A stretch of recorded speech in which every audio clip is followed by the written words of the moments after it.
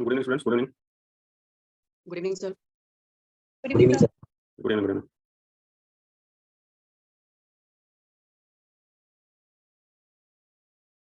So let's start today's class. आज की class start करते हैं. And first of all, we have question number this, question number 9. And आपको इसमें ये MSQ प्रॉब्लम है. इसको you have to select the correct option. No, correct options. Yes. तो ये MSQ है. Multiple select question. MSQ. Multiple select question है. More than one options are correct. Check करो कौन कौन से options correct हैं और कौन सा incorrect.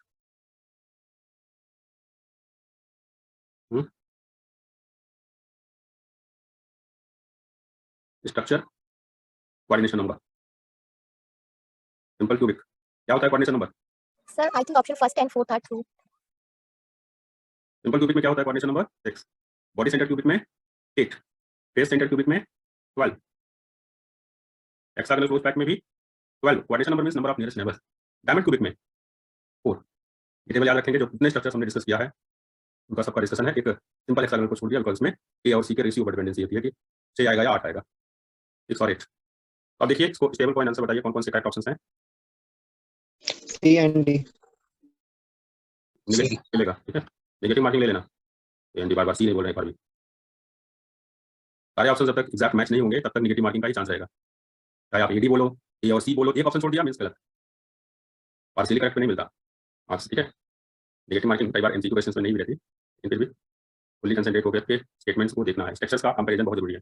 जितने स्ट्रक्चर्स आपने पढ़े हैं, मैंने simple cubic, body centre, face centre comparison किया था. और भी स्ट्रक्चर्स हैं जिनका कंपैरिजन बाकी है. आप खुद से इसको टेबल बना के कंपेयर करके लिख लेंगे. Packing fraction values, coordination number value, number of atoms per unit cell values, volume of unit cell, जो इस तरह से नियरेस्ट नेबर, सेकंड नेबर सबको आप नोट कर सकते हैं. तो coordination number is actually number of nearest neighbours. तो we have number of nearest neighbour 6, 8, 12, 12, 4. ये तीन simple cubic, body centre, face centre तो पहले ही पढ़ा था. And hexagonal close pack and diamond cubic ये अभी रिसेंटली पढ़ा हुआ है टॉपिक में. तो स्टूडेंट्स ठीक है, ये क्वेश्चन हो गया. Yes, sir. Okay, next question is question number 1 miscellaneous है. मिसलेनियस में जो क्वेश्चंस हैं they are taken from GATE exam. तो इनको प्रैक्टिस कर सकते हो आप. Silicon diamond cubic structure, parallel diamond cubic पर बात हो रही थी. इंटरएटॉमिक सेपरेशन बताओ डायमंड क्यूबिक में. Interatomic separation Under 3 by 4. Under 3 by 4. 4 yes. Root 3 by 4 times a. Calculate कीजिए. 1.732 multiplied by 0.542 nanometre divided by 4. क्या आंसर आएगा देखो.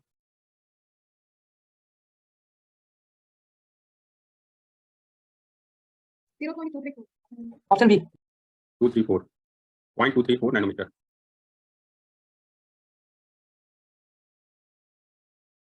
Option B.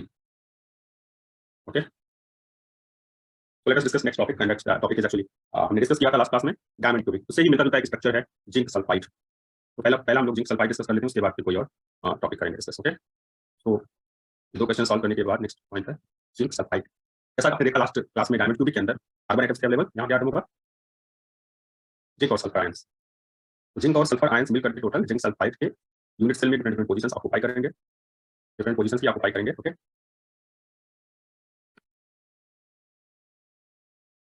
आप इस यूनिट सेल में देखिए कौन सी पोजीशन पर जिंक रखा है, कौन से पर सल्फर. अब बताएं एक बार इसको. Sulfur alternate weights. Tetrahedral weights. Sir, zinc body center, face center, tetrahedral. Zinc कहाँ पर है. lattice point. Corners and face center पे. यस.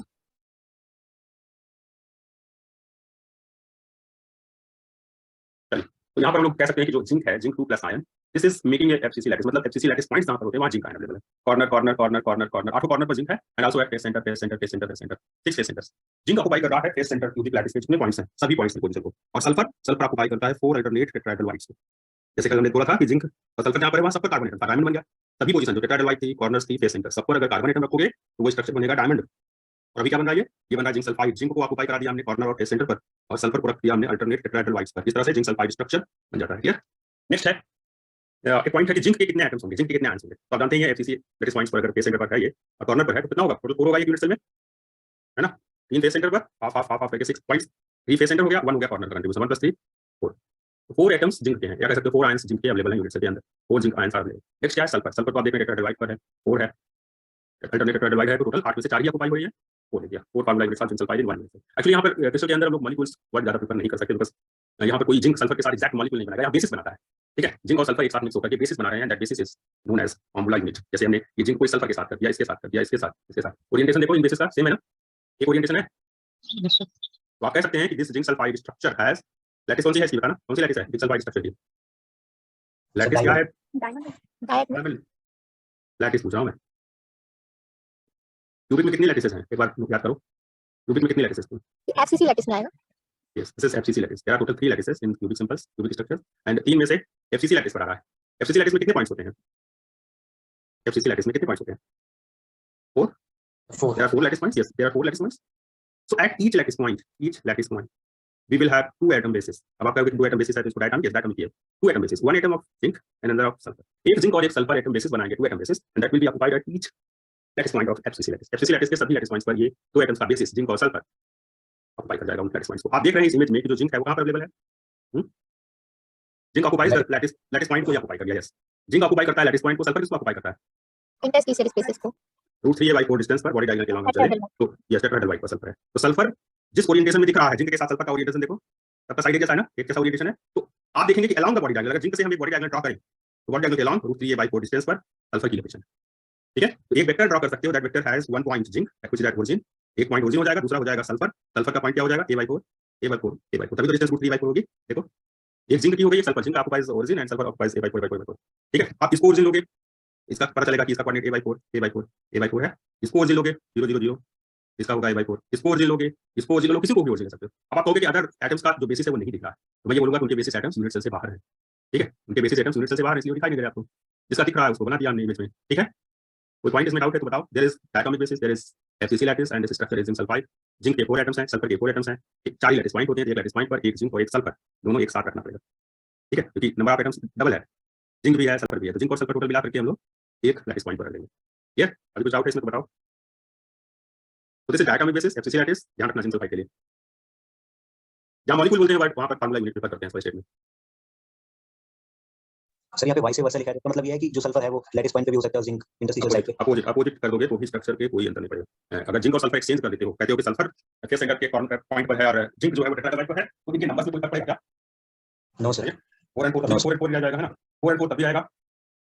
और इसी बेसिस पर इसको बोल सकते हो कि कोऑर्डिनेशन नंबर पर भी कोई फर्क नहीं पड़ेगा। इसीलिए स्ट्रक्चर में वाइस वर्सा का कोई जो पॉइंट है वो उसमें कोई प्रॉब्लम नहीं आएगी, वाइस वर्सा आप आसानी से लिख सकते हो। ठीक है, नेक्स्ट।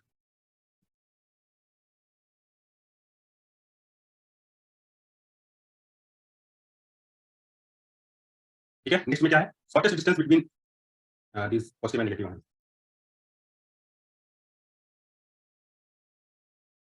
आप जिंक और सल्फर के बीच का डिस्टेंस देखिए, कॉर्नर पर जिंक है तो सल्फर है, टेट्राहेड्रल वाइट पर डिस्टेंस कितना होगा?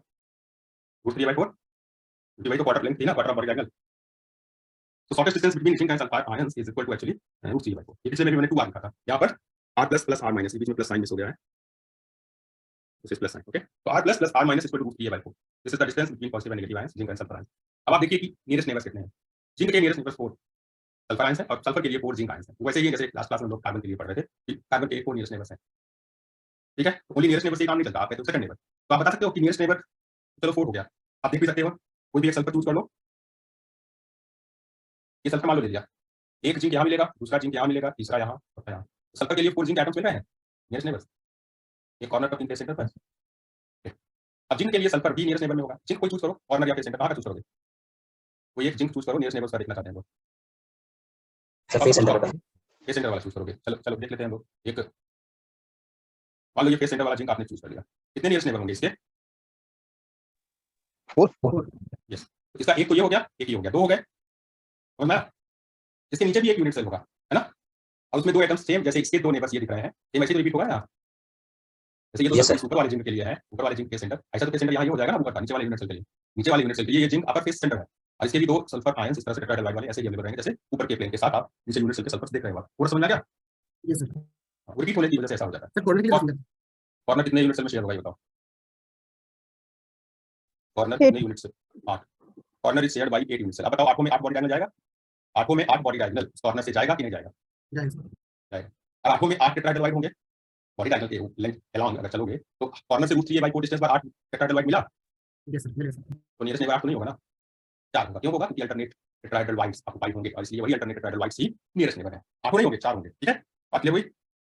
there is a corner, suppose a corner, that corner is shared by 8 unit cells. You can draw 8 body diagonals from this corner, है ना, and then you will get 8 tetrahedral lines on these body diagonals at distance root 3a/4 from that common corner से root 3a/4 distance पर आपको 8 tetrahedral lines मिलेंगे, but actually out of these 8 tetrahedral lines only 4 are occupied, other 4 tetrahedral lines are unoccupied. इसलिए nearest neighbor में only 4 का contribution आएगा tetrahedral lines से. Yeah, Yes, sir. corner लिया, face center लिया, आपके लिए 4. सेकंड नेबर बताओ, ये यूनिट से यही है. सेकंड नेबर बताओ, नंबर ऑफ सेकंड नेबर का आयन कौन सा होगा? अभी हमने देखा कि जिंक के लिए सल्फर और सल्फर के लिए जिंक है कोऑर्डिनेशन नंबर में नियरेस्ट नेबर जिंक के लिए 4 सल्फर, सल्फर के लिए 4 जिंक. अब आप कोई भी एक आयन ले लीजिए जिंक या सल्फर, उसका सेकंड नेबर बताइए. बहुत ही सिंपल पॉइंट मैंने पूछा. कोई भी एक आयन ले लीजिए, मान लो कॉर्नर पर रखा हुआ जिंक ले लिया हमने, उसका सेकंड नेबर बताना. सेकंड नंबर फेस सेंटर से 6 हो जाएगा क्या? ए डिस्टेंस पे 12 at distance root 2a/2. Yes. अरे एफसीसी वाले सेकंड नियरेस्ट नेबर यहां सेकंड नेबर है. एफसीसी में जो नियरेस्ट नेबर था वो यहां सेकंड नेबर हो जाएगा ना. अभी भाई आपने कॉर्नर Yes. लिया, आपने कॉर्नर लिया, नियरेस्ट नेबर में ये सल्फर आ गया. अब इस कॉर्नर के लिए ये फेस सेंटर तो इसका सेकंड नेबर है. हां, यस सर. इस कॉर्नर के लिए ये जो कॉर्नर है इसके लिए ये तो नियरेस्ट नेबर हुआ, ये सेकंड नेबर हुआ. ये कौन सा है नेबर? जब एक स्टूडेंट बोल रहा है कि 6 होगा ए डिस्टेंस वाला, थर्ड नेबर होगा. Third neighbour. यस, एफसीसी का ये नेबर्स रहेंगे, लेकिन वो यहाँ सेकंड पर फर्स्ट आएगा, वहां का फर्स्ट यहाँ सेकंड पर आएगा, वहां का सेकंड यहाँ थर्ड पर आएगा, वहां का थर्ड यहाँ पर फोर्थ पे आ सकता है. मैं क्लेम नहीं कर रहा हूँ, लेकिन चेक करना पड़ेगा. ठीक है, तो इस तरह से आपको रिलेट करना चाहिए थोड़ा कॉन्सेप्ट, क्योंकि लैटिस एफसीसी से बना है. एफसीसी के पोजीशन पर एटम्स हैं, यहाँ पर एक्स्ट्रा पोजीशन जहाँ पर आएगा उसकी वजह से डिस्टेंस कम होगी और वही नियरेस्ट नेबर्स में आ सकते हैं. नेक्स्ट पॉइंट है, देखा कि मैंने सेकंड नेबर यहाँ नहीं लिखा है, नियरेस्ट नेबर लिखा. ठीक है, कंप्लीट हो गया. Packing fraction. Now you can calculate packing fraction. Packing fraction में यूनिट सेल के अंदर जितने एटम्स हैं उनका टोटल वॉल्यूम न्यूमरेटर में और पूरे यूनिट सेल का वॉल्यूम डिनोमिनेटर में लिखते हैं हम लोग. तो अब आपके पास यहाँ पर ये देखिएगा कि नियरेस्ट नेबर्स में कितने एटम्स हैं. यूनिट सेल के अंदर 4 positive ions, 4 negative ions. Total volume हो गया 4 × 4/3 pi r + q plus 4 × 4/3 pi r - q. r plus और r माइनस ये radius of positive and negative ions है. ठीक है, एटायन और एनायन दोनों का नंबर 4 और 4 है. Total 4 ions positive, 4 ions negative ions, इनका टोटल वॉल्यूम हो गया डिवाइडेड बाय a3. ठीक है, a3 16 pi/3 r + q plus r - q divided by a3. What is a from here? a = 4 times r plus r minus by 2/3. a = 4 times r plus r minus by 2/3. तो आप इससे packing fraction का formula निकाल सकते हो, because you don't know the value of r plus and r minus.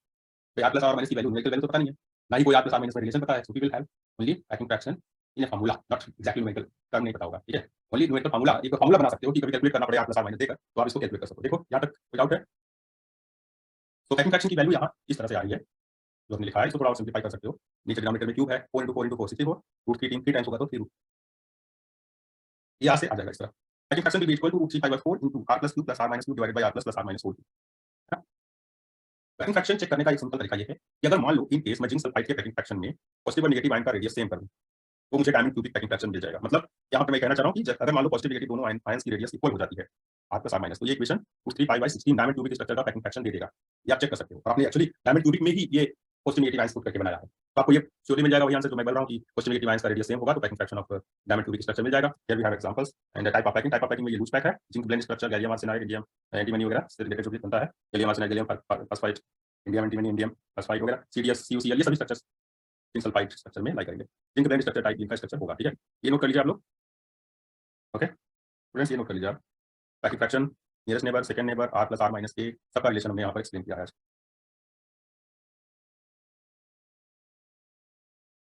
कोई doubt हो तो बताएंगे आप लोग.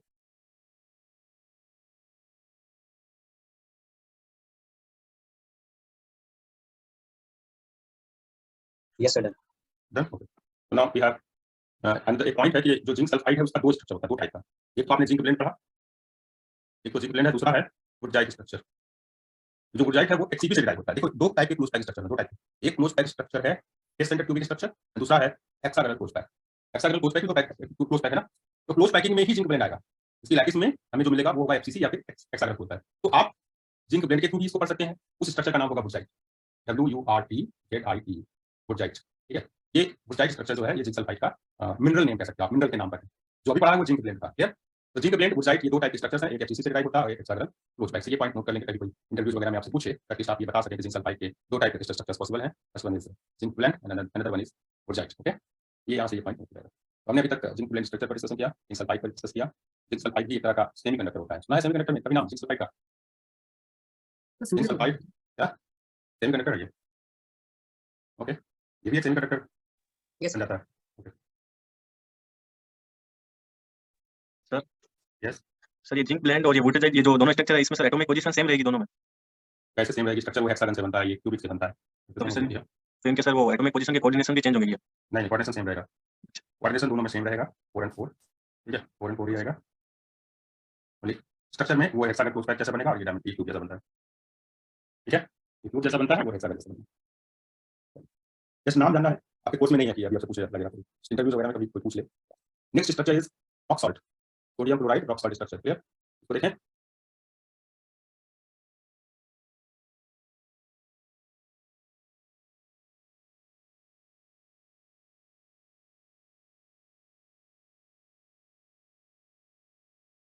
तो ये डेफिनेशन उसकी डिस्कस करें, इसके लिए हमें सबसे पहले चाहिए NaCl। NaCl का एक यूनिट सेल यहाँ दिखाया है, यूनिट सेल में आप देख सकते हो सोडियम और क्लोराइड की पोजीशन, ये क्यूब है, जितने स्ट्रक्चर अभी तक डिस्कस कर रहे हैं हम लोग सब में क्यूब इन्वॉल्व है।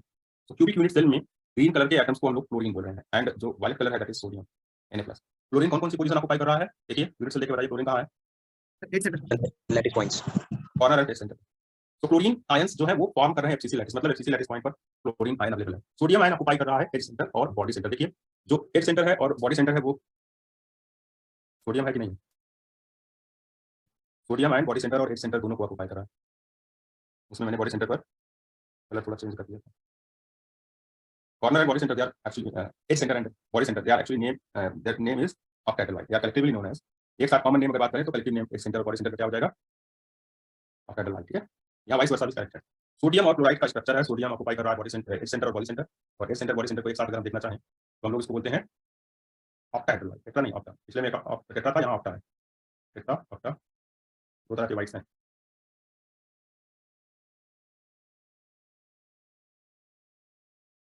ऑक्टाहेड्रल लाइट जो है आपको एक इमेज बना के दिखाया गया है, ऑक्टा मतलब एक इक्विलेटरल ट्रायंगल।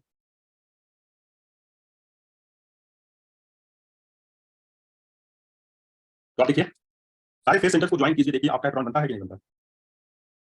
ये फेस सेंटर्स ज्वाइन कर दो आप, ये ऑक्टाहेड्रॉन है। मैंने पहली क्लास में थोड़ा ऑक्टाहेड्रॉन और टेट्राहेड्रॉन वगैरह से रिलेटेड कॉर्नर फेस सेंटर्स वगैरह डिस्कस कर रखे हैं। ये है ऑक्टाहेड्रॉन। तो इस स्ट्रक्चर में जो एज सेंटर है वो भी ऑक्टाहेड्रॉन हो सकता है, बॉडी सेंटर है, बॉडी सेंटर कहाँ आएगा, इस पॉइंट पे। Centre of the octahedron is octahedral wide, centre जो है ऑक्टाहेड्रॉन का वही ऑक्टाहेड्रल वाइड है, उसी पर एटम एडजस्ट कराना पड़ेगा। जो सोडियम है, अगर ये ऑक्टाहेड्रॉन बनाने में क्लोरीन आयंस का कंट्रीब्यूशन है, chlorine ions, then body centre पर कौन होगा, सोडियम है ना। तो मैं इस इमेज को जो एक्सप्लेन कर रहा हूँ आप देखो एक्चुअल एटम्स कैसे होंगे, उनका इफेक्टिव अमाउंट कितना होगा, इफेक्टिव अमाउंट यूनिट सेल में देखिए ग्रीन और वायलेट कलर से दिखाया इफेक्टिव अमाउंट 1/8 1/2 1/4। एज सेंटर का कंट्रीब्यूशन कितना आता है बताओ, एज सेंटर यूनिट सेल में कितना कंट्रीब्यूट करता है, एक यूनिट सेल में 1/4 1/4 contribution of edge centre is 1/4 per unit cell। इसका मतलब वो 4 यूनिट सेल में कॉमन एज होगी, the common edge will be shared by 4 unit cells and that's why that atom will be having its 1/4 contribution per unit cell। Atom जो होगा वो 1/4 contribution एक unit cell में शो करेगा, clear? तो हम लोग इस पेज को आगे बढ़े, समझ में आया? Yes sir. इमेज बना लिया, ये क्लोरीन वाला जो मैंने दिखाया बाद में ऑक्टाहेड्रॉन बना के। क्लोरीन फेस सेंटर पर अवेलेबल है, फेस सेंटर सबके सब फेस सेंटर 6 फेस सेंटर मिला दो ऑक्टाहेड्रॉन बन गया। यहाँ इमेज में यूनिट सेल के अंदर ही मैंने ये दिखा रखा है, इसलिए मैंने थोड़ा बाहर बनाया, इरेज कर दिया, इसकी जरूरत नहीं है। यूनिट सेल के अंदर ऑलरेडी ऑक्टाहेड्रॉन शो किया है। Now we have this point, number of chlorine ions per unit cell. पूरे यूनिट सेल में देखिए वही यूनिट सेल यहाँ पे से है, इससे ये इस तरह से आप ऑक्टाहेड्रॉन देख सकते हो, दिखा ना ऑक्टाहेड्रॉन। अब अगर कहो तो मैं एज सेंटर को भी दिखा दूं कैसे ऑक्टाहेड्रॉन पर है, ऑक्टाहेड्रल लाइट पर है। यस सर, इसको भी दिखा दें। हाँ एज सेंटर को भी देख लेते हैं हम लोग, एज सेंटर मान लो ये वाला है, ठीक है? यूनिट सेल में आगे की तरफ यूनिट सेल जाएगा तो कोई एटम रहेगा, इधर भी एटम रहेगा, तो लेफ्ट साइड में, राइट साइड में, ऊपर नीचे कहीं भी यूनिट सेल एडजस्ट तो करेगा ना। ऐसा तो है नहीं कि यूनिट सेल बस एक ही रहेगा पूरे क्रिस्टल के अंदर, क्या infinite number of unit cells available. इसके आगे आइटम रहेगा, है ना? तो इसके आगे इधर ब्लू कलर का आइटम होगा, इतने ब्लू दिखा पास में, ब्लू कलर का।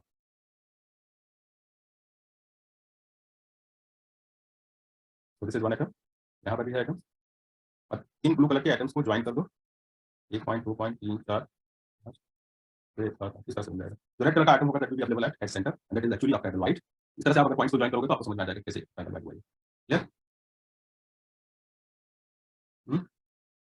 बना के देख लोगे, यूनिट सेल को बढ़ाना पड़ेगा लेफ्ट राइट, कहीं पर जरूरत पड़ सकती है। किसी भी एक सेंटर को इस तरह से आप ऑक्टाहेड्रॉन के वाइड पर दिखा सकते हो, इंटरस्टिशियल सेंटर पोजीशन पर दिखा सकते हो ऑक्टाहेड्रॉन, ठीक है? ये इमेज बना करके बार बार आपको प्रैक्टिस करनी पड़ेगी। ये यूनिट सेल यहाँ थोड़ा नीट एंड क्लीन वाला ले लिया, अदरवाइज ये यहाँ पर इस तरह से था, यहाँ से कलर चेंज कर दिया ना, जो ग्रीन वाला है उसको ब्लू कर दिया और जो वायलेट था उसको रेड कर दिया, यूनिट सेल वही। Now number of chlorine ions per unit cell, कितने क्लोरीन आयंस है? Chlorine face centre cubic lattice बना रहा था, 8 कॉर्नर 6 फेस सेंटर, 4 क्लोरीन हो जाएगा। Number of sodium ions 12 edge centre, किसी भी क्यूब के अंदर एज कितना होता है 12 12 into 1/4 and there is one body centre, total 4 sodium ions and यहाँ पर 4 मॉलिक्यूल्स ऑफ NaCl कह सकते थे आप, 4 Na 4 Cl एटम्स हैं, 4 Na और 4 Cl मिलकर के टोटल 8 आयन हो जाएगा, 4 positive ion 4 negative ion, but number of molecule 4, इसलिए यहाँ लिखा नंबर ऑफ फार्मूला यूनिट्स 4 है, यूनिट सेल के अंदर 4 फार्मूला यूनिट, नोट कीजिए इसको नोट कर लीजिए। सर एक मिनट बैक करिए।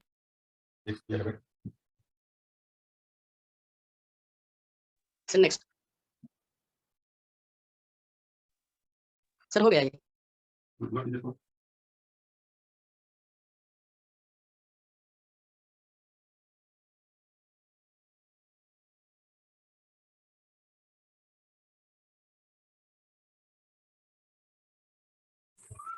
सर आपका नाम क्या है? क्या? आपका नाम क्या है?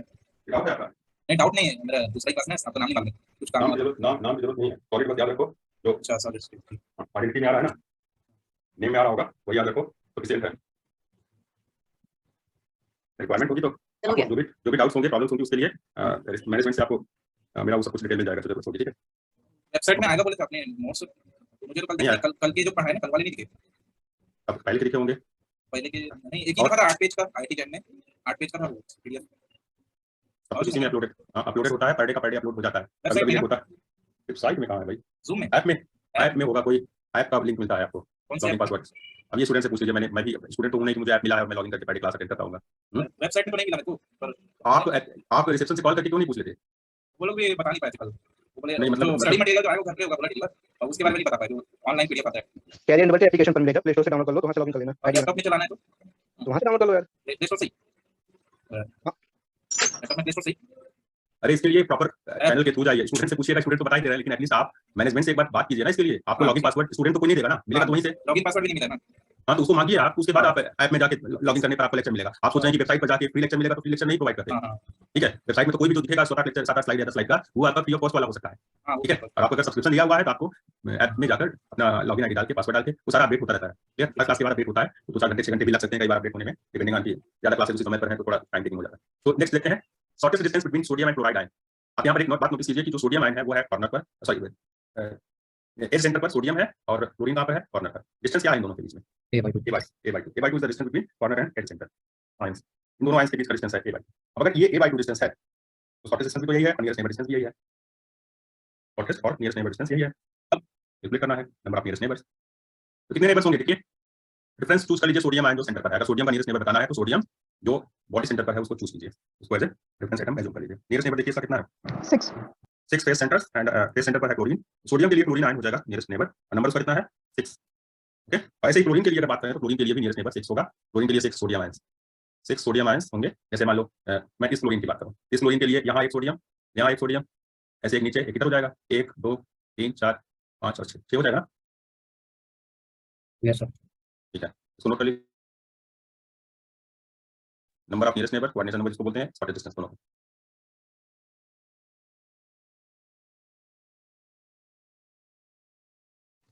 सर ए लेंथ ये पूरे पूरे का है ना, पूरे एज का ए, तभी वो A/2 आया, A is the lattice parameter, cube का साइड है ए, क्यों का साइड साइड बोलोगे। है ना ये पूरे का। हाँ पूरे का साइड है, साइड लेंथ जो है ए है।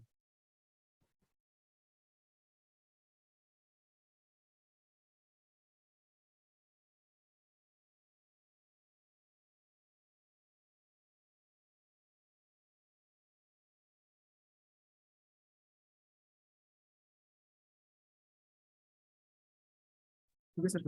नोट कर लिया। तो नियरेस्ट नेबर चाहे आप क्लोरीन लीजिए या सोडियम, दोनों के लिए 6 होगा, नियरेस्ट नेबर की डिस्टेंस होगी A/2। अब इसी इमेज में बना हुआ है, तो लोग 111 जहाँ लिखा हुआ है 111 is are the nearest neighbours of body centred sodium ion. Body centre पर अवेलेबल जो सोडियम आयन है उसके नियरेस्ट नेबर ये 6 क्लोरीन आयंस है ब्लू कलर के, ठीक है, nearest neighbour. Now we have 2 we have some sodium ions जो कि अवेलेबल है एज सेंटर पर। एज सेंटर पर available sodium ions, body centre पर अवेलेबल सोडियम आयन के लिए कौन सा नेबर होंगे? एज सेंटर पर second neighbour, yes A/2 distance है, यस। A/2 डिस्टेंस पर जो रेफरेंस आयन है जो हमने बॉडी सेंटर पर सोडियम आयन लिया उसको रेफरेंस बोल दिया, उसके लिए 12 second neighbours at distance A/2। ये वही डिस्टेंस है, वही नंबर है जो जिंक सल्फाइड में था, क्योंकि वो भी FCC से बना था, ये भी FCC से, इसलिए सेकंड नेबर इसमें वही आएगा जो नियरेस्ट नेबर था FCC का, नंबर्स वही आएंगे, ठीक है। डिस्टेंस भी उसी तरह की है, FCC का जो नियरेस्ट नेबर डिस्टेंस था वही यहाँ पर है, जो नंबर था नियरेस्ट नेबर का वही यहाँ पर रिपीट हो रहा है ना। तो सेकंड नेबर में 12 आएगा A/2 डिस्टेंस। अब जो रेफरेंस आयन है उसके लिए 8 कॉर्नर्स जिस पर क्लोरीन अवेलेबल, वो कौन सा नेबर होगा? Third neighbour, yes. डिस्टेंस थोड़ा ज्यादा होगी, थर्ड नेबर होगा। डिस्टेंस कितनी होगी वैसे? रूट 3/2 यस, नोट कर लीजिए, इस पॉइंट को नोट कर लीजिए।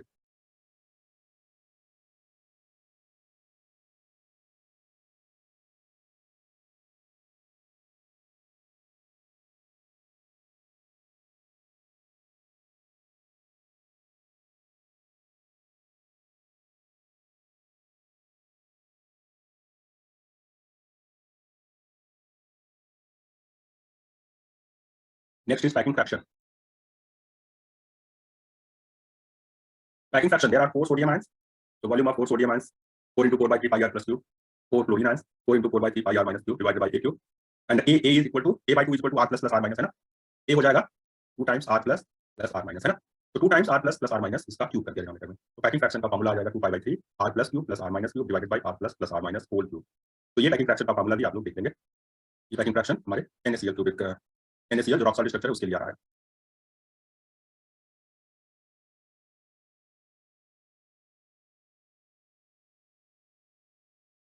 यस, नोट कर लीजिए इसको। कहीं कोई डाउट होगा तो बोल देंगे, कहीं कोई पॉइंट नहीं समझ में आया हो।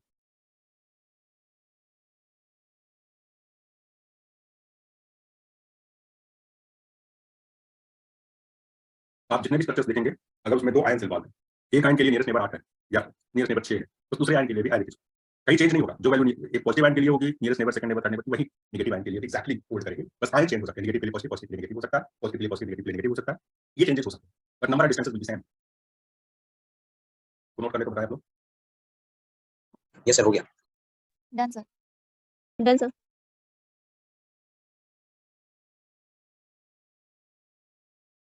Suppose r plus and r minus दोनों इक्वल है, तो चेक क्या करेंगे हम लोग। सपोज इस यूनिट सेल में, जो यूनिट सेल मैंने पीछे दिखाया, इसमें r plus r minus same कर दो। मान लो सोडियम और क्लोराइड अलग अलग आयन ना होकर एक ही एलिमेंट के आयन हो, तो स्ट्रक्चर कैसा दिखता है आपको? ठीक है, simple cubic of side a/2, a/2 side का सिंपल क्यूबिक लगा हुआ है ना? Yes sir. a/2 साइड का, a/2 साइड का ये सिंपल क्यूबिक एज्यूम कर सकते हो आप। ठीक है, तो यहाँ चेक पॉइंट हमारा यही हो जाएगा कि भाई r प्लस r माइनस दोनों अगर सेम हो जाए, r plus r minus same हो जाए, पैकिंग फ्रैक्शन आ जाएगा 5/6। ठीक है, तो इसलिए हम लोग लिखा है कि NaCl unit cell of side A is equivalent to 8 simple cubic unit cells of side A/2. That's why packing fraction is 5/6 when r plus r minus both are. So this type of packing is used at NaCl, KCl, sodium iodide, sodium bromide, potassium bromide iodide, MgO, etc. ये examples हैं, तो भी note कीजिए। जहाँ कहीं doubt हो तो please बता देना। सोडियम क्लोराइड का स्ट्रक्चर कंप्लीट हो गया।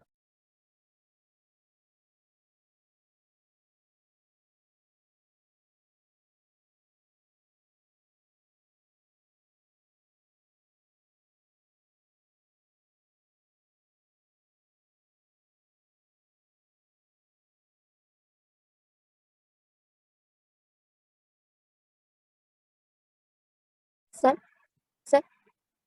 यस, बोलिए sir, can you repeat the term 8 simple cubic unit cells of side by A/2?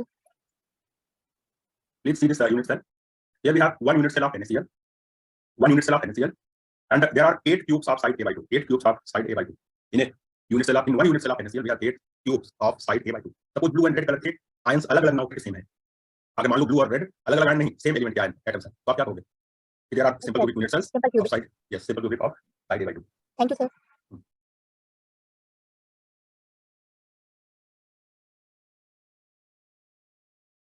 तो नोट कर लीजिए इसको। कोई डाउट है तो प्लीज पूछेंगे। इसके बाद KCl, अगर हम बात करें NaCl की तरह KCl होता है, उसका भी स्ट्रक्चर ऐसा ही होगा सेम। KCl और NaCl में एक स्पेशल क्या है पॉइंट, कोई बता सकता है स्टूडेंट? NaCl में सोडियम और क्लोराइड आयन है, Na plus and Cl minus. KCl में क्या होगा? A plus and Cl minus, है ना? Yes, sir. Yes, sir. Yes sir. Structure दोनों का एक जैसा होगा। KCl भी सेम वैसे ही रखेगा, जहाँ सोडियम है वहाँ K प्लस आ जाएगा, है ना? जहाँ K प्लस है वहाँ सोडियम होगा, या सोडियम जहाँ पर है वहाँ K प्लस आयन हो जाएगा।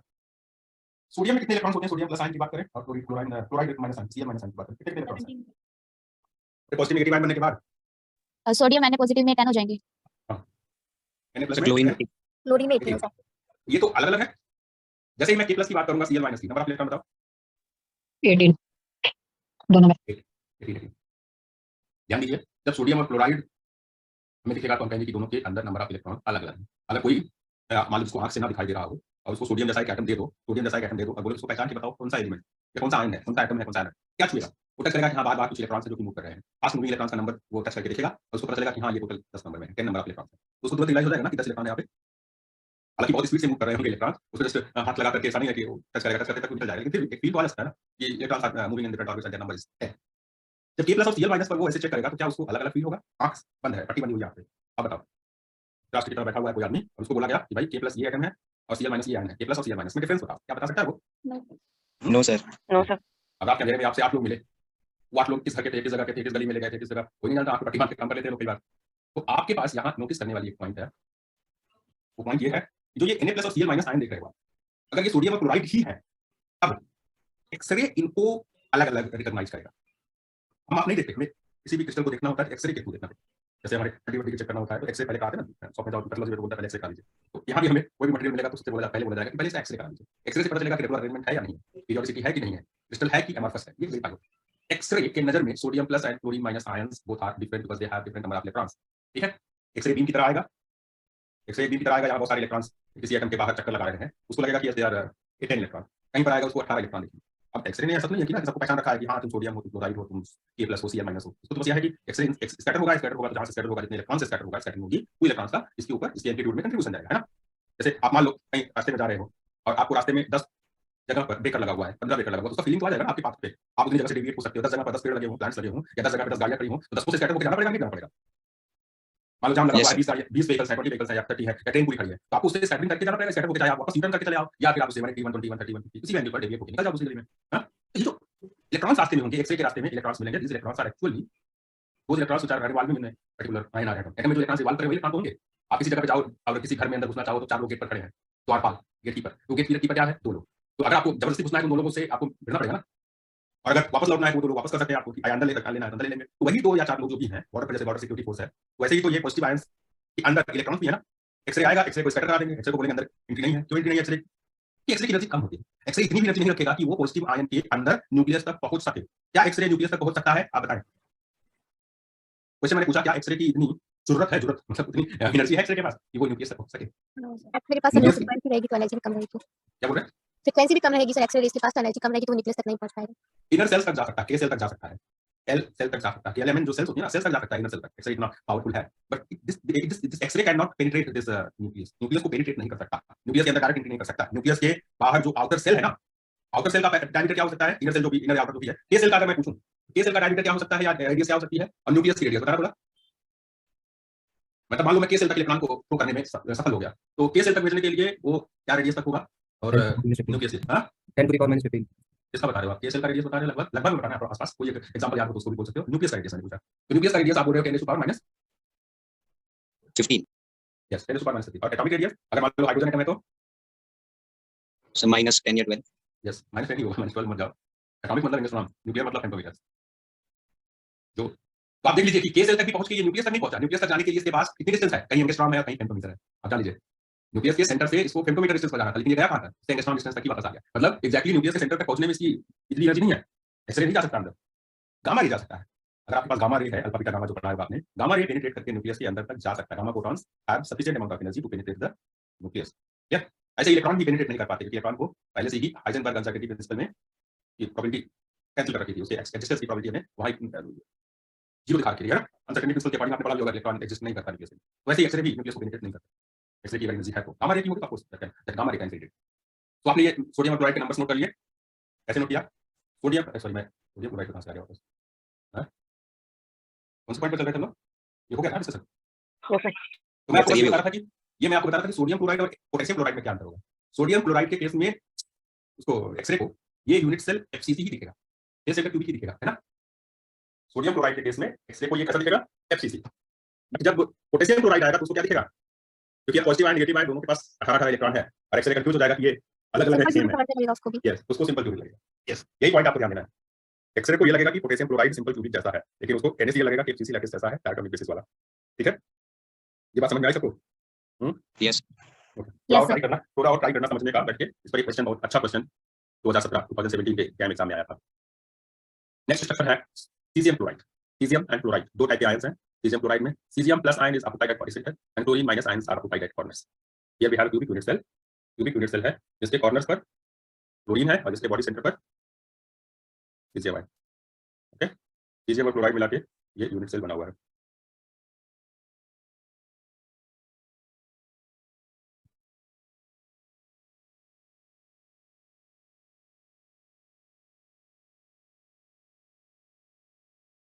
तो यहाँ number of caesium ions per unit cell अगर लिखा हो, इसमें लिखा chlorine minus ions from a simple cubic lattice. Form कर रहा है ये simple cubic lattice. Chlorine ion क्या बना रहा है देखो, क्लोरीन मिलकर के सिंपल क्यूबिक बना रहा है एंड सीजियम आयन क्या कर रहा है, caesium ions occupy body centres of cubic unit cells, occupy body centres of cubic unit cells and vice versa. ठीक है, तो in this structure chlorine minus ions, Cl minus ions form a simple cubic lattice, whereas cesium ions occupy body centers of cubic unit cell and vice versa. मतलब vice versa का मतलब है cesium और chlorine ions को एक दूसरे से exchange कर सकते हैं। Okay, number of cesium plus ions per unit cell 1, क्योंकि 8 corners पर 1/8 into 8 1 हो जाएगा and there is 1 chlorine ion available at body center। तो इसमें एक cesium और एक chlorine ion है, टोटल 1 cesium chloride atom हो जाएगा, 1 मॉलिक्यूल हो जाएगा, सॉरी cesium chloride का एक मॉलिक्यूल पूरे यूनिट सेल में अवेलेबल हो जाएगा। ठीक है, पूरे यूनिट सेल में cesium chloride का एक मॉलिक्यूल, एक cesium और एक chlorine ion से ये पॉसिबिलिटी हो जाएगी। नोट कर लीजिए इसको।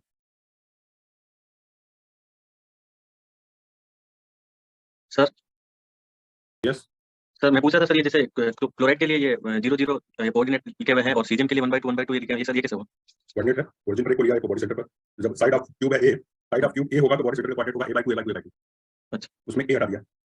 अच्छा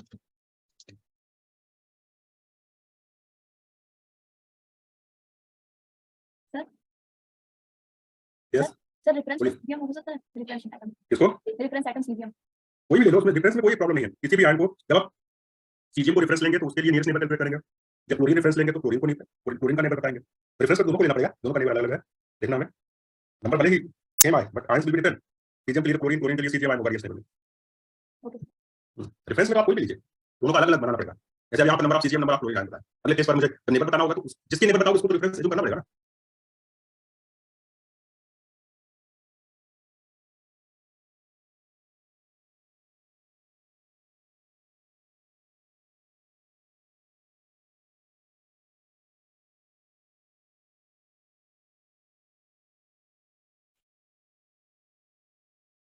नोट कीजिए इसको।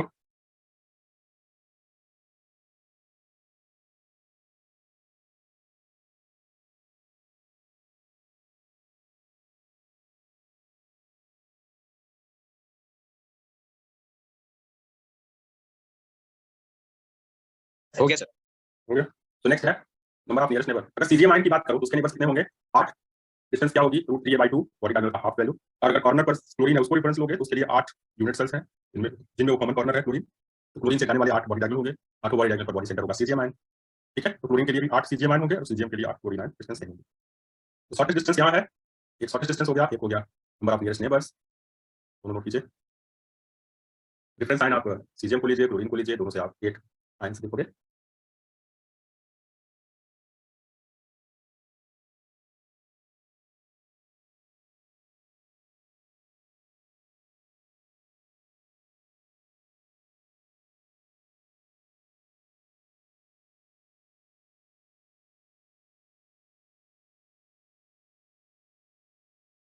यस नोट कीजिए।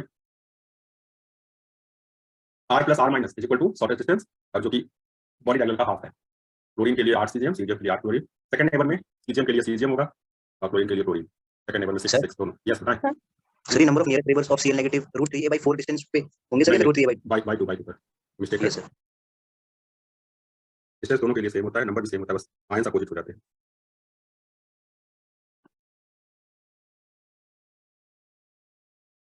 नोट कर लीजिए।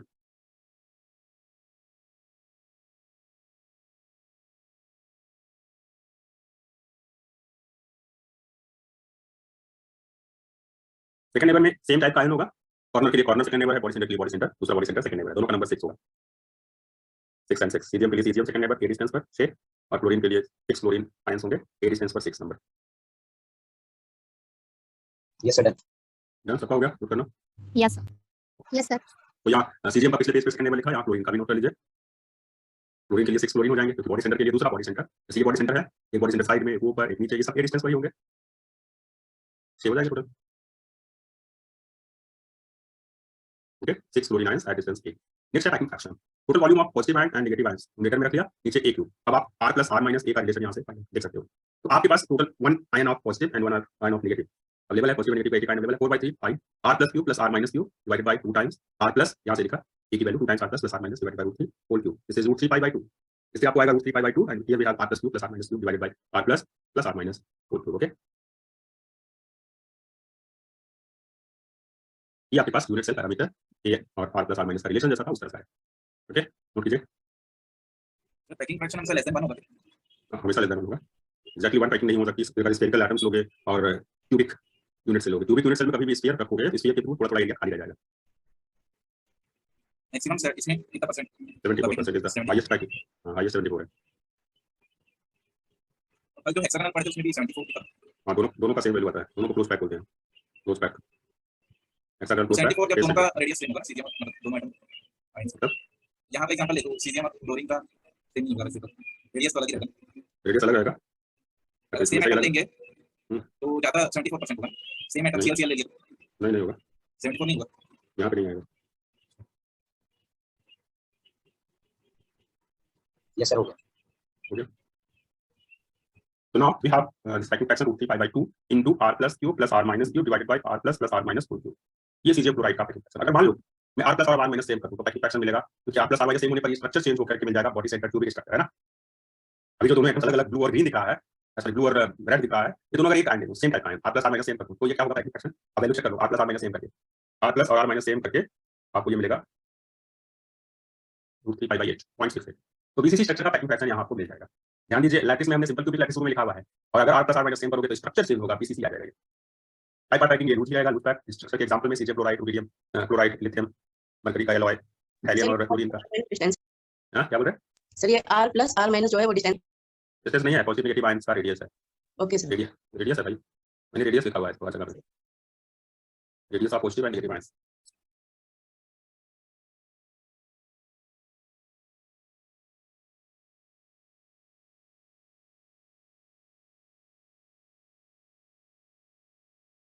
सर ये LiHG का क्या नाम बताया आपने? एलआईएसजी मरकरी और लिथियम का एलॉय है। एचजी मतलब मरकरी होता है ना।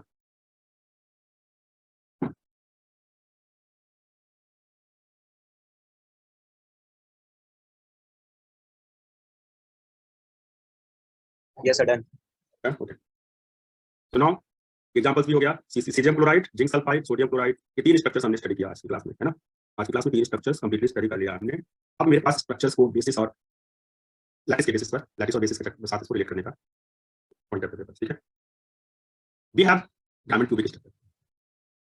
डायमंड क्यूबिक स्ट्रक्चर अगर है तो डायमंड क्यूबिक के साथ कौन सी लैटिस इन्वॉल्व होगी, फेस सेंटर क्यूबिक लैटिस, है ना। तो अगर मैं हर एक कॉर्नर के साथ एक, जैसे यहाँ कॉर्नर एक टेट्राहेड्रल वाइड अरेंज कर दूं, इसके साथ भी एक टेट्राहेड्रल वाइड अरेंज कर दूं, इसके साथ करूंगा तो बाहर जाएगा, इसका वाला अंदर रहेगा, इसका वाला भी अंदर रहेगा, ठीक है। सो और के बाहर जाएंगे, और एटम्स जो है लैटिस वाइड्स के साथ उनके बेसिस के अदर एटम्स बाहर जाएंगे, है ना। इनको ये टेट्राहेड्रल वाइड हो जाएगा, यहाँ से आने वाला, यहाँ से आने वाला ये हो जाएगा, यहाँ से आने वाला ये हो जाएगा टेट्राहेड्रल वाइड, ठीक है। यहाँ वाले से ये वाला हो जाएगा। यहाँ से आप देख सकते हो एक ये रहा, एक ये रहा, एक ये रहा, alternate tetrahedral wides mill available. So you can say that this unit cell of diamond cubic structure is actually having a FCC lattice and basis is diatomic. Diatomic basis है। जो रेड कलर के atoms दिखा रहा हूँ मैं यहाँ पे red वाले, these are actually available at tetrahedral whites। ये tetrahedral white वाले एटम्स हैं, रेड कलर से दिखा रहे हैं। सॉरी एक मैंने उल्टा कर दिया यहाँ, अल्टरनेट में ऊपर नीचे दोनों ले लिया था ना, मैंने यहाँ से भी ले लिया था, यहाँ से लेना था एक्चुअली इसको, इस पॉइंट से, ठीक है।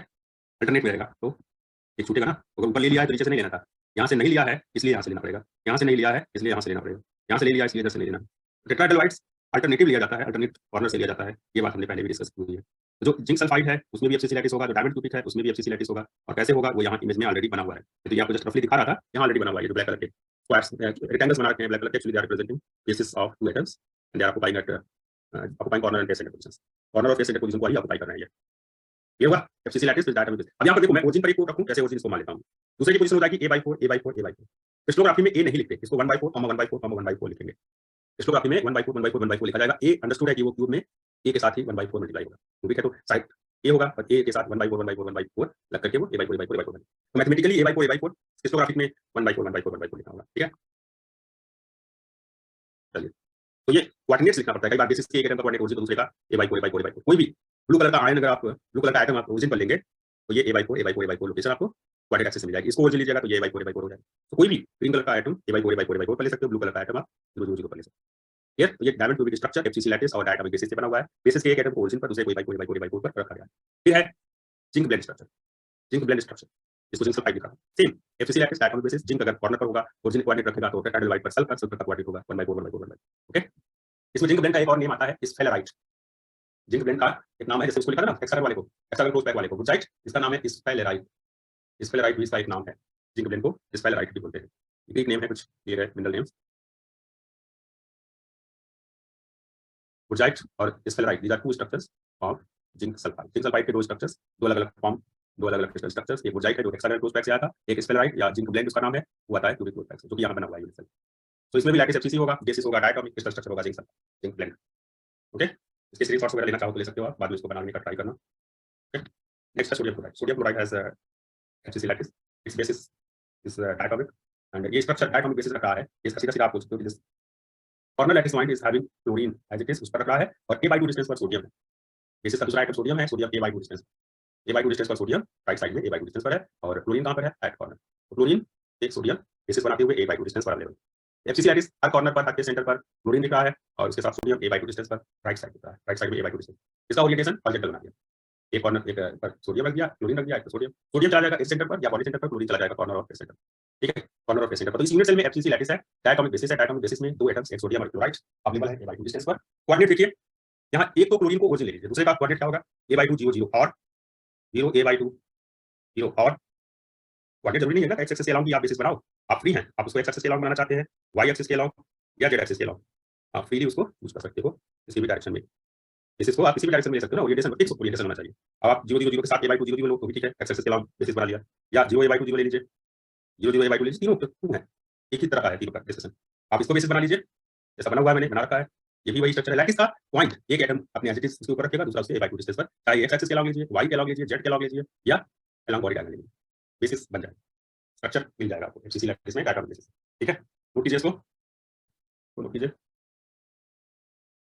तो बेसिस चूज करने का तो पॉइंट है वो ये ध्यान रखना कि एक ओरिजिन लेना है, दूसरे को उससे दूसरे डिस्टेंस पर लेना पड़ेगा, उसी डिस्टेंस पर। बस ये ध्यान रखना कि एक पर लैटिस पॉइंट पर आ जाए एक एटम, और दूसरा उससे दूसरे डिस्टेंस पर हो, और वो इंटर सीधे साइड पर जाए। अब टाइडल लाइट जैसे लिया है, टाइडल लाइट पर उसको आपने लिया था बेसिस बनाने में। चलिए और नोट कीजिए इसको, कुछ पूछना हो तो पूछ लेंगे आप लोग। Okay, sir previous slide open कर दीजिए। सर टेट्राहेड्रल और ऑक्टाहेड्रल क्या काम आते हैं? जिस काम आते हैं वही तो एक्सप्लेन कर रहा हूं मैं, स्ट्रक्चर को बनाने में, स्ट्रक्चर को एक्सप्लेन करने में,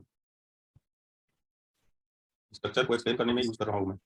काम क्या आते हैं, क्या नहीं काम आते हैं, वो तो स्ट्रक्चर के बेसिस पर जो एग्जांपल्स लिखा हुआ है, जैसे डायमंड के अंदर कार्बन कहाँ पर होगा, कार्बन किससे शेयर होगा, वही तो आप पढ़ रहे हो ना। यस सर ठीक है, यस। सर NaCl में जो Na है उसका पोजीशन a/2 a/2 a/2 कैसे हो सकता है? एनी बात क्या कैसे बोलना, NaCl वाला जो हमने स्ट्रक्चर देखा अभी, इसमें a/2 a/2 बॉडी सेंटर पर है, दूसरा आइटम जो होगा वो रेड कलर का है कि नहीं ये बताओ। एफसीसी में ये होगा, ये होगा, ये होगा, ये होगा, बॉडी सेंटर तो एफसीसी में नहीं है ना। एफसीसी लैटिस में बॉडी सेंटर है क्या? तीनों a/2 में कैसे हो सकते हैं? तीनों XYZ तीनों a/2 a/2 कैसे हो अरे सकते ये बॉडी सेंटर के साथ बनाएगा भाई, बॉडी सेंटर और कॉर्नर का, जिसमें में एक कॉर्नर पर जाए, दूसरा बॉडी सेंटर पर जाए। हैं? Okay sir, okay. समझ गए, एक सोडियम होगा, क्लोराइड क्लोरीन होगा। सोडियम अगर एज सेंटर पर है तब तो बेसिस बनाएगा, क्या बॉडी सेंटर वाला सोडियम नहीं बना सकता बेसिस कॉर्नर वाले के साथ? देखिए एक पोजीशन आपने जो ओरिजिन लिया है, ये सोडियम क्लोरीन का है, तो सोडियम का इसके साथ एक्स एक्सिस के लॉन्ग बेसिस बने, वाई एक्सिस के लॉन्ग, जेड एक्सिस के लॉन्ग, तीनों साइड हो गया, मतलब बॉडी डायग्राम के लॉन्ग बना लो, बॉडी सेंटर पर आइटम है सोडियम का। सोडियम की पोजीशन में पहले एक सेंटर ऑन एक्स एक्सिस, एक सेंटर ऑफ वाई एक्सिस, एक सेंटर ऑफ जेड एक्सिस, और फिर एक बॉडी सेंटर बना दिया। भाई बॉडी सेंटर भी तो सोडियम रखा है ना। चलिए इसको ध्यान दीजिए, बना लीजिए, नहीं बनाने का मन हो स्क्रीनशॉट ले लीजिए, बाद में बना लीजिएगा। सही तो मिट गया सारा, मैंने तो लिखा भी था। ओके, एक मिनट, चलिए ये लिख दिया, और नोट कर लीजिए। इसके बाद 2-3 4 6 क्वेश्चन सॉल्व करेंगे हम लोग। क्वेश्चन सॉल्व करने के बाद ही क्लास एंड होगा, एटलीस्ट 10 क्वेश्चंस, मुझे लगता है कि 10 क्वेश्चंस हो जाएगा देर में। ठीक है, हो गया, नोट करके लगा। Yes, sir. Done. Okay, next है caesium chloride. Caesium chloride, sodium chloride, इन पर क्वेश्चंस बार-बार पूछे गए हैं।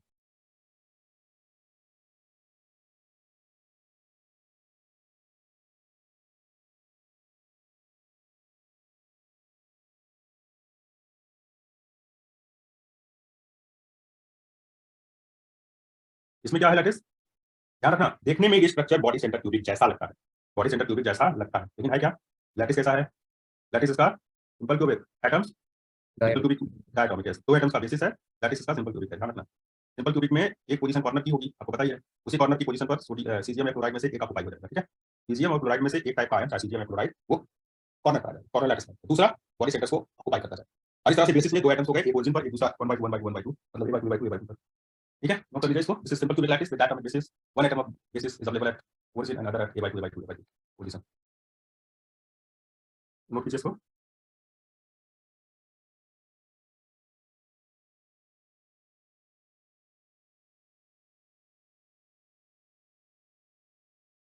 हो गया sir.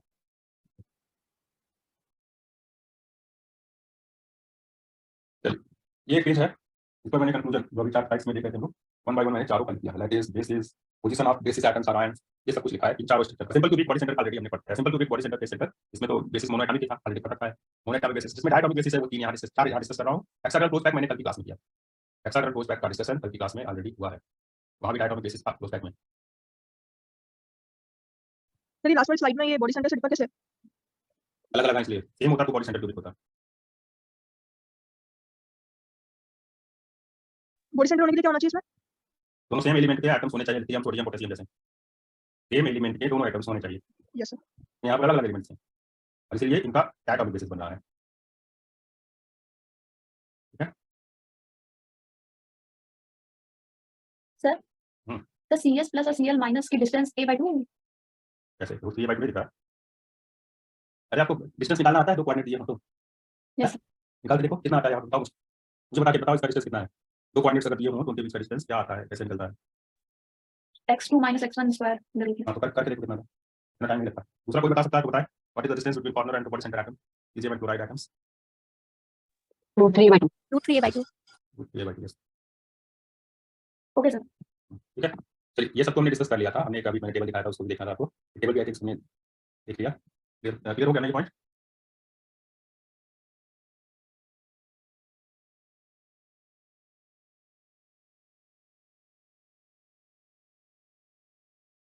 Yes, sir. Okay now we have this question. आप क्वेश्चन पढ़िए पूरे स्टेटमेंट्स ऑप्शन ठीक से पढ़ने के बाद आप लोग अपना आंसर चैट बॉक्स में डाल देंगे, अपना आंसर चैट बॉक्स में लिखेंगे, कोई एक दूसरे का चेक नहीं करेगा।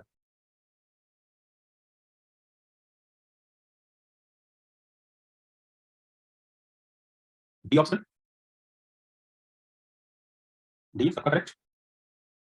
क्वेश्चन नंबर 15 क्वेश्चन सेम है, पूछने का तरीका बदल गया। 2005 में पहले एक बार पूछा था जैम में, फिर 2020 में पूछा आईटी जैम में। NaCl का ही है ना ये, देखो बताओ बी। तो 2 बार बेसिस और लैटिस पूछा है NaCl का।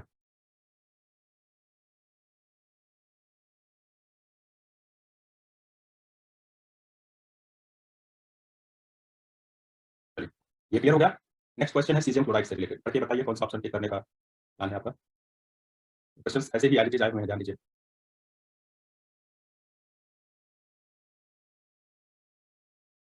ये बी ऑप्शन जो टिक कर रहे हैं प्लीज अनम्यूट करके बताएं क्यों ऑप्शन बी टिक कर रहे हैं।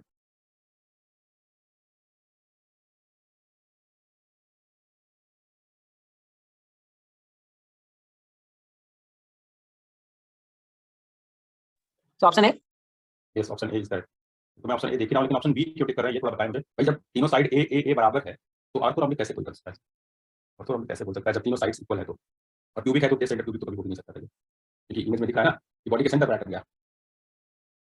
तो कभी भी और तीनों ऑप्शन में कोई ऑप्शन टिक कर नहीं कर सकते, क्योंकि तीनों साइड्स इक्वल है, इसलिए क्यूबिक पर जाओगे, क्यूबिक में ए और सी है, सी हो नहीं सकता क्योंकि सेंटर कुछ है नहीं, तो ओनली ऑप्शन बी का टिक लगाना जरूरी हो जाएगा। नेक्स्ट क्वेश्चन JNU 2019 पढ़ के बताइए आंसर चैट बॉक्स में।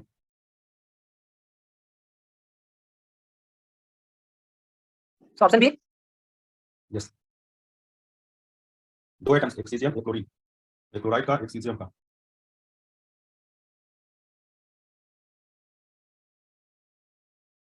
ओके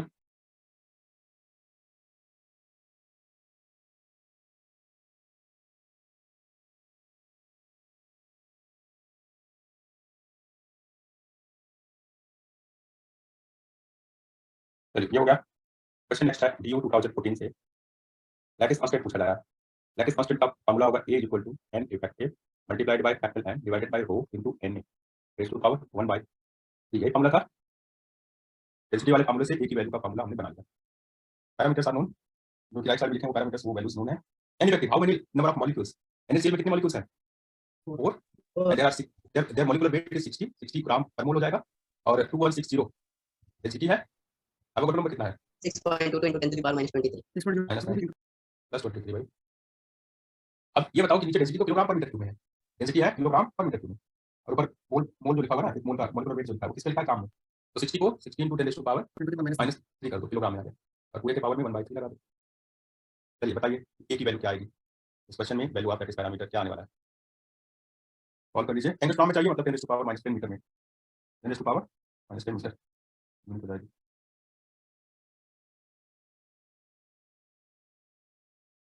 क्या आंसर आएगा?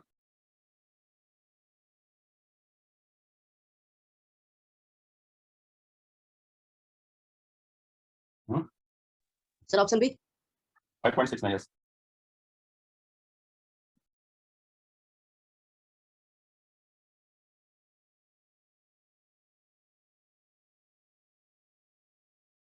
चलिए next question number 7 JAM 2016।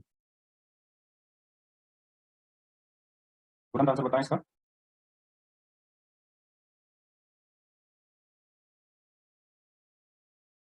Number of second nearest neighbour for sodium plus ion. NaCl में second neighbour 12। Second neighbour nearest neighbour हो जाएगा FCC वाला। FCC में जो नियरेस्ट नेबर था वही यहाँ सेकंड नेबर है, 12 आ जाएगा। Yes, answer is 12। Next question number 4 chest 2015। Total number of sodium plus and chloride minus ions, chloride minus ions बताना कितना होगा आंसर। डी 8, सोडियम के 4, क्लोरीन के 4, 4 8 हो गया ना। 4 and 4 8 हो जाएगा। ओनली सोडियम नहीं बताना, क्लोरीन का भी बताना। एंड लिखा हुआ एंड का मतलब टोटल, एक अकेला नहीं बोला बोला जाएगा, जोड़ करके आपको बोलना है इसको ऐड करके।